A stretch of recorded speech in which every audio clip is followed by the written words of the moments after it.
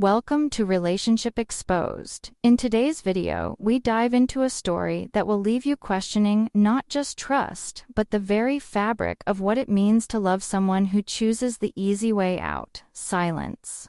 I had one hand on the steering wheel, the other resting gently on Lauren's thigh, when she dropped a sentence so casual it almost sounded rehearsed. She stared out the passenger window like we were on some aimless Sunday drive, not headed toward the international terminal where our shared future was about to be dismantled.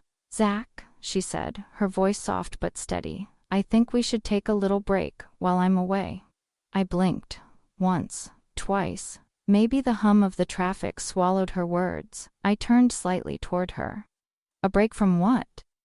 "From the relationship," she replied, like it was just another item on a to-do list. "It's only 6 weeks. I just need to figure some things out." 6 weeks.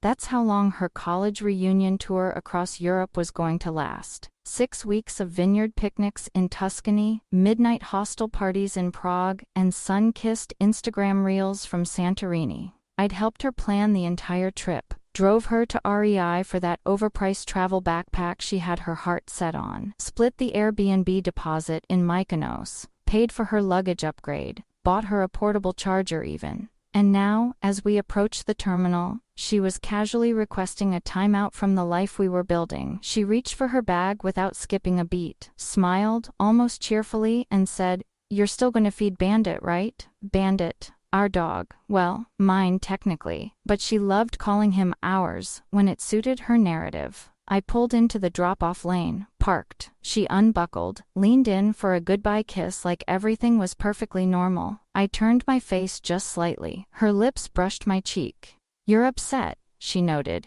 "You just asked me for a break, like you were ordering coffee. Some space will be good. I'll call you when I land."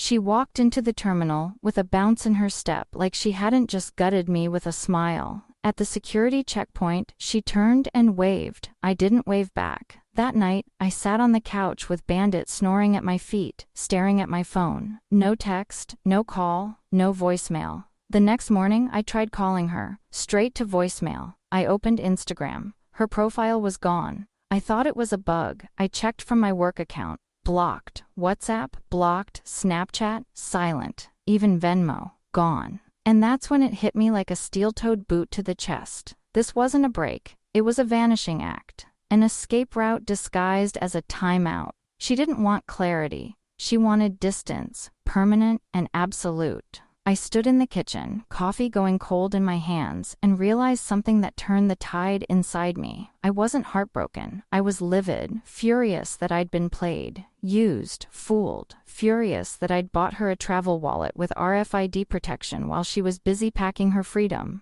By day 3, I stopped calling. By day 4, I stopped checking. Day 5, I canceled the wedding. No dramatic announcement, just a quiet call to the venue. They kept the deposit. Whatever, cheaper than a divorce. I came home, gathered every physical remnant of her life in my apartment, photos, dresses, that stupid bride-to-be sash her friends gifted her, and tossed them into the spare bedroom. Shut the door. She didn't want to be mine? Fine, but she wouldn't be part of my future either. I didn't cry, didn't drink, didn't beg her friends for explanations. I did what a man does when someone walks out without warning. I locked the door behind them. Those first few days, I tried to rationalize it. Maybe she lost her phone. Maybe jet lag scrambled her brain. Maybe Wi-Fi doesn't work in ancient cobblestone towns. All of that came to a grinding halt when I saw her tagged in a photo. Some rooftop in Lisbon. Glasses of rosé raised high. Everyone grinning, including Lauren. Not a single trace of someone who had left a fiancé in a communication blackout. No guilt, no hesitation, just hashtags and toothy smiles. That night, I deleted Instagram permanently. I walked over to the pile of wedding invitations still sitting on the console table, half addressed, ready to go. I scooped them into a bundle, walked straight to the trash bin, and dumped them. Then I pulled up our shared wedding checklist. Venue, canceled, florist, emailed, DJ, texted, registry, deleted. The dress? That was her burden. She could wear it to a wine tasting. Then I found the shared lease application we were supposed to sign the week she returned. Her clothes were already half in my closet, her favorite mug in the cabinet, her hair tie wrapped around the shift stick in my truck. I called the landlord, told him to hold the unit. I'll be applying solo, or not at all. That night, I packed everything of hers. 3 boxes: clothes, shoes, books, makeup, pastel journals scribbled with dreams that now meant nothing, set them by the front door, sat on the couch. Bandit rested his head on my knee, and for the first time, the silence didn't feel heavy, it felt earned. 5 days of radio silence taught me more than 5 years of dating. This wasn't a break. This was abandonment with a curated itinerary. She left. Without warning, without grace. I wouldn't let the door stay cracked open, just in case she changed her mind. She chose the silence. She could live in it. I took the engagement ring from my dresser and placed it in my glove box, called the caterer next morning, got my refund. Change in plans, I said. First time I smiled in a week. Day 9, an unknown number rang. Hey you, she said, like we'd just spoken yesterday. No apology, no explanation, no mention of blocking me. Just 3 words, hey you. I didn't respond right away. Then she added, just landed in Rome. I can send you my flight details. Calmly, I replied, and what does that have to do with me? She stuttered, finally.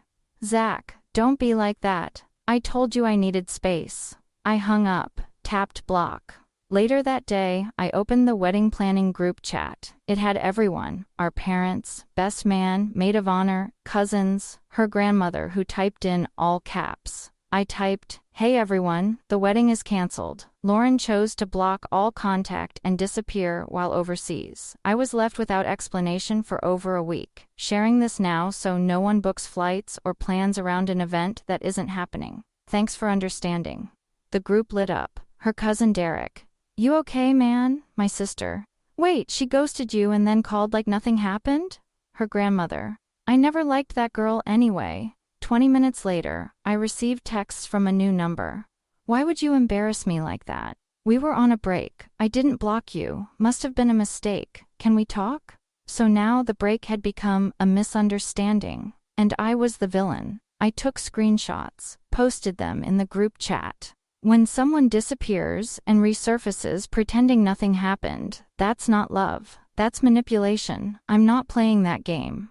Messages poured in, even her friend Grace. Lauren told us you were being controlling. Now I see the other side. The loudest defender, Megan, chimed in. She's under stress. Maybe she didn't mean for it to come off this way. I replied, she planned a wedding with me, a trip without me, and a disappearing act in between. Stress doesn't cause betrayal. Choices do. Silence, no more defenders, and that was just the beginning.